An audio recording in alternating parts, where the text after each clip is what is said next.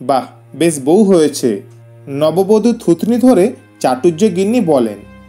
তবে আমাদের বউয়ের মতো গায়ের রং নয়, বুঝলে? মুখুজ্জে গিন্নি বিরক্ত হন। গতকাল একমাত্র ছেলে নরেন্দ্রর বিয়ে দিয়ে আজ সকালে নতুন বউকে বরণ করে ঘরে তুলেছেন। পাড়ার মেয়ে বউদের ডেকেছেন বউয়ের মুখ দেখে আশীর্বাদ করার জন্য। সেসব তো চুলোয় গেল।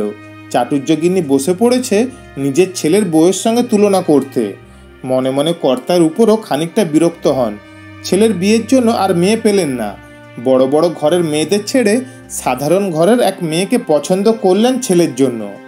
ওদিকে গয়না আর জমকালো শাড়ির ভেতর হাঁপিয়ে ওঠে সরলবালা। মাঝে মধ্যে উসখুস করছে। মুখুজ্জেগিনীর ইশারায় এক পরিচারিকা এসে তার কানে ফিসফিসিয়ে শুধোয়, কি গো বৌরানী, জল তেষ্টা পেয়েছে? সরলবালা মাথা নাড়ে। পরিচারিকাটি মৃদু স্বরে বলে, আমার সঙ্গে এসো। এই কথাটার জন্যই অপেক্ষা করছিল সরলবালা। সুযোগ পেতেই পরিচারিকার পেছন পেছন ঘর থেকে বেরিয়ে এলো। বলা ভালো, পালিয়ে বাঁচল। ওই ঘরে তার একেবারে ভালো লাগছিল না। সরলবালাকে নিয়ে সেই পরিচারিকা হাজির হয় হেসেল ঘরে। এক মাঝবয়সী মহিলার উদ্দেশ্যে হাঁক দেয়, ও সাবু দিদি, দেখো কে এসেছে। সাবু ওরফে সাবিত্রী সরলবালাকে দেখে একগাল হাসে। বৌরানী যে, কি হয়েছে, কোনো দরকার? পরিচারিকা বলে, বৌরানীর খুব জল তেষ্টা পেয়েছে। সরলবালা ফস করে বলে ওঠে, আমার খুব খিদেও পেয়েছে। সাবিত্রী হেসে ফেলে, বেশ তো, কি খাবে বলো? আমি মুড়ি বাতাসা খাবো। আচ্ছা, ঘরে চলো, আমি নিয়ে যাচ্ছি, বলে সাবিত্রী। সরলবালাকে পরিচারিকা তার ঘরে পৌঁছে দিয়ে যায়। ঘোমটা সরিয়ে সে দু চোখ ভরা বিস্ময় চারপাশ দেখতে থাকে। এদের কত বড় বাড়ি, কত বড় ঘর, আর কি বড় বড় জানলা। দৌড়ে যায় সরলবালা। এদের আবার বাগানও রয়েছে। এই নাও বৌরানী, তোমার মুড়ি বাতাসা। সাবিত্রী ঘরে প্রবেশ করে। সরলবালা এক মনে খেতে থাকে। তার মুখখানি দেখে সাবিত্রীর বড় মায়া হয়। আহা, কত খিদে পেয়েছে, কতই বা বয়স, 9 বছর। সাবিত্রী বলে, বুঝলে বৌরানী, সকালে লুচি তরকারি ছিল, এই অবেলায় আর দিলুম না, একটু পরেই তো ভাত খাবে। এমন সময় বছর 12 নরেন্দ্র ঘরে প্রবেশ করে। সরলবালাকে দেখেই তার ভুরু কুঁচকে যায়। এই মেয়ে, তুই আমার খাটের উপর বসেছিস কেন রে? নেমে যা এক্ষুনি। সরলবালা অমনি ফুঁসে ওঠে, বেশ করেছি, তুই অন্য জায়গায় গিয়ে বস।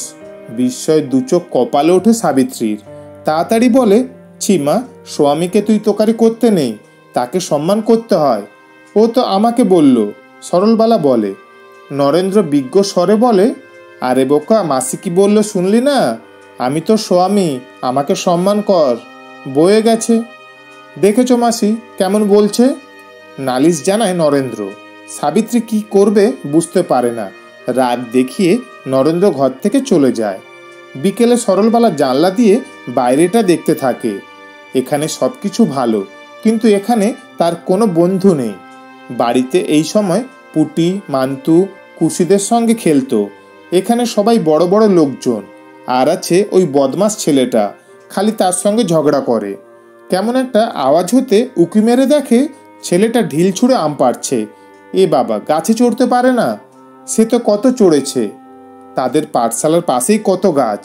আচ্ছা, ছুটি পড়ার পর থেকে তো আর পাঠশালায় যাওয়া হলো না। একেবারে এই বাড়িটাই চলে এলো। কবে আবার পাঠশালায় যাবে? তার এখানে আসার আগে পণ্ডিত মশাই এসেছিলেন তাদের বাড়িতে।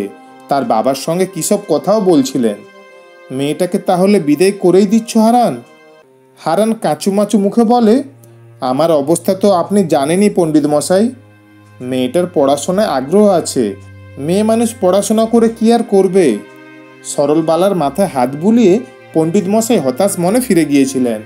এই মেয়ে, আম খাবি? সরলবালা তাকিয়ে দেখে নরেন্দ্রের হাতে বেশ কয়েকটা আম। একগাল হেসে বলে, হ্যাঁ খাবো। তাহলে নিজে পেড়ে খা, বলে হাহা করে হাসতে হাসতে ছেলেটা পালিয়ে যায়। কি বদমাস দেখেছ? খুব রাগ হয়ে যায় সরলবালার। ছেলেটার কত বই, তার তো হাতে গোনা কয়েকটা ছিল। সরলবালা বিছানার উপর নরেন্দ্রের বই খাতা ছড়িয়ে বসে উল্টে পাল্টে দেখতে থাকে। ঘরে উকি দিয়ে সরলবালাকে নিজের বই খাতা নিয়ে বসে থাকতে দেখে বিস্মিত হয় নরেন্দ্র। এই মেয়ে, কি করছিস? তোমার কত বই, তোর ভালো লাগে? বইও যে কেউ ভালোবেসে পড়তে পারে তা নরেন্দ্র কল্পনাতীত। তার তো মোটে ভালো লাগে না। হ্যাঁ, তাহলে বরং তুই ওগুলো নিয়ে নে। পড়ার বোঝা ঘাট থেকে নামাতে পারলে নরেন্দ্র রক্ষা পায়। সরলবালা ব্যাপারটা বুঝতে পারে না।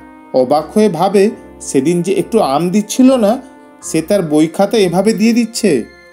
দিন কাটতে থাকে। সরলবালা দেখে ছেলেটাকে সে যেরকম বদমাশ ভাবছিল তেমনটা সে নয়।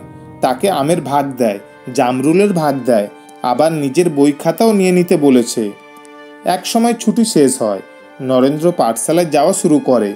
সরলবালা তাকে একদিন চুপি চুপি বলে, আমিও পাঠশালায় যাব। নরেন্দ্র জানে তার মা কোনো মতেই রাজি হবে না। তাদের গায়ের কোনো মেয়ে পাঠশালায় যায় না। এদিকে সরলবালাকে মানা করতেও খারাপ লাগে। সে এখন তার বন্ধু। পরদিন নরেন্দ্র করুণ স্বরে মাকে জানায়, আমার পাঠশালায় বড় গরম লাগে। সরল রোজ সঙ্গে গিয়ে আমার পাখার বাতাস করুক। মুখুজ্জেগিন্নি ছেলের কপাল থেকে সস্নেহে চুল সরিয়ে দিয়ে বলেন, আহারে বাছা আমার। তারপর থেকে সরলবালা ঘোমটা টেনে একখানা হাত পাখা বগল দাবা করে প্রতিদিন নরেন্দ্রের পেছন পেছন পাঠশালায় যায়। সরলের বই খাতা থাকে নরেন্দ্রর কাঁধের ঝোলার ভেতর। পণ্ডিত মশাই আসল ব্যাপারটা জানেন অবশ্য।